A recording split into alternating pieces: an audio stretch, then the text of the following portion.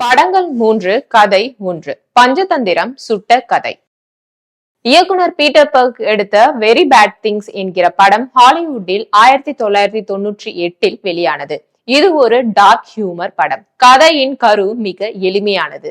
Kyle என்பவனும் Laura என்கிற பெண்ணும் திருமணம் செய்து கொள்ள முடிவு செய்கின்றனர். அப்போது கைல் தன்னுடைய 4 நண்பர்களுடன் லாஸ் வேகாஸ் நகரத்துக்கு சென்று திருமணத்துக்கு முன்னர் அவர்கள் கேட்டுக்கொண்டபடி பேச்சுலர்ஸ் பார்ட்டி ஒன்றுக்கு ஏற்பாடு செய்கிறான். அந்த பார்ட்டியில் ஆடுவதற்கு ஒரு பெண் வருகிறாள். எதேச்சையாக அந்த பெண் அங்கே கொல்லப்பட்டு விடுகிறாள்.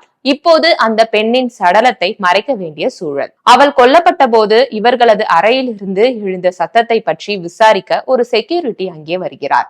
வந்தவர் இறந்து போன பெண்ணின் சடலத்தை பார்த்து விடுகிறார். வேறு வழியில்லாமல் அவரை நண்பர்களில் ஒருவன் கொன்று விடுகிறான். இப்போது அந்த அறையில் 2 சடலங்கள். இரண்டையும் துண்டு துண்டாக வெட்டி லாஸ் வேகாஸ் அருகே இருக்கும் பாலைவனத்தில் புதைத்துவிட்டு சத்தமில்லாமல் ஊர் திரும்பி விடுகின்றனர். இதுவரை இந்த கதையை எங்கேயோ பார்த்தது போலவே இருக்கிறது அல்லவா? அதுதான் பஞ்சதந்திரம் திரைப்படத்தின் முக்கியமான கருவாக அமைந்தது. கமலஹாசன், ஜெயராம், ரமேஷ் அரவிந்த், யூகி சேது, ஸ்ரீமன் ஆகியோர் நண்பர்களாக நடிக்க மரகதவள்ளியாக வருவார் ரம்யா கிருஷ்ணன். இந்த 5 நண்பர்களும் பெங்களூருவில் கொண்டாடும் பார்ட்டியில் மரகதவள்ளி இறந்துவிட்டதாக நடிக்க அந்த பிணத்தை இந்த நண்பர்கள் எங்கோ கொண்டு போய் போட்டுவிட்டு கமுக்கமாக ஊர் திரும்பி விடுவார்கள். வெரி பேட் திங்ஸ் திரைப்படத்தின் கதை நண்பர்கள் ஊருக்கு திரும்பிய பின்னர் வேறு பக்கம் சென்றுவிடும்.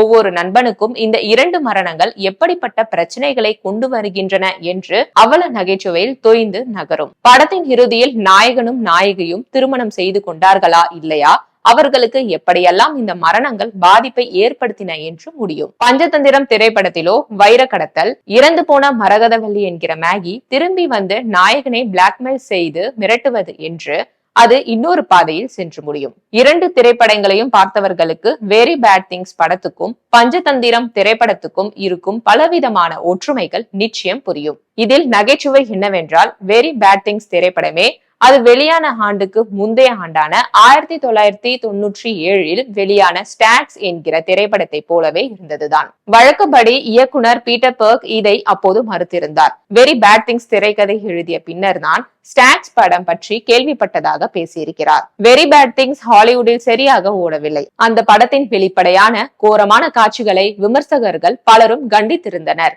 இப்படியாக இந்த 3 படங்களும் எப்படியோ ஒன்றுக்கு மற்றொன்று தொடர்பு கொண்டிருக்கின்றன என்று வேண்டுமானால் சொல்லலாம். வெரி பேட் திங்ஸ் அவல நகைச்சுவை படமாக இருக்க, பஞ்சதந்திரம் படத்தில் கிரேசி மோகனின் அட்டகாசமான நகைச்சுவை வசனங்கள் இன்றும் நம்மால் மறக்க முடியாதவையாக இருக்கின்றன.